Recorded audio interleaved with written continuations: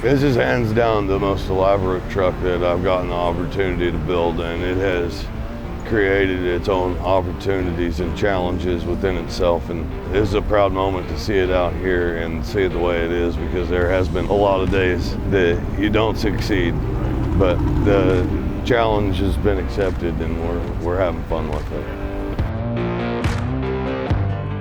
I'm Cody McCandless. I work for Geis Peterbilt out of Kansas City, Kansas. We build custom trucks from new to old, and this is our latest creation, and we built for Lacoh Transport, Eddie Homfeld. Well, Eddie Homfeld kind of had a dream that he put in my mind. We wanted to launch a few times and kicked around some ideas, and prior to the build, he had purchased a lot of parts from 12 gauge, the 12 gauge grille, the breather screens, and he had a very good idea and foundation of exactly the truck that he wanted. This stripe was something that we was very adamant about, and I would say that he's really designed the truck more than anything, and I just laid in the fine details where needed. It's a 2024 389.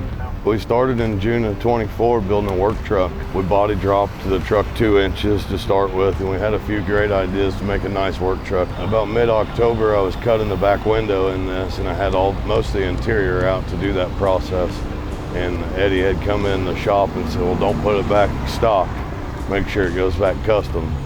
And that led us into later in the fall for a completion date, almost to the end of the year. And by the time we got to that, we were Louisville bound, you know, so we just kept pressing on it through the springtime and took it to Louisville and won a couple awards there in the limited mileage class, and felt pretty good about showing it in a few other places this year. We started, like I said, with just a body drop and the stripe.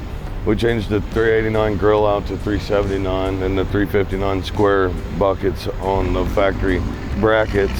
It's got a gob of RoadWorks parts on it, and once we kind of got the foundation going, we knew we needed the APU, and we wanted to tuck it up underneath the sleeper, keep the frame rail clean, and we kept the def tank exposed, and the after treatment good is still all intact on the unit. And once we left Louisville, we wanted to do more. We went home, and I've countersunk and done a lot of fabric work on the frame. The frame's been countersunk, all the bolts hidden and welded, body worked out.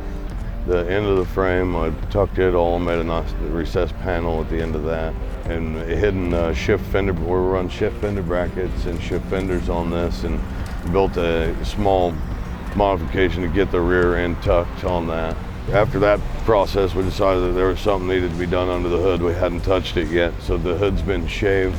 Inside, I built skins to mimic a 379 style with the mud guards to match the grille, and then we continued the stripe inside the hood as well.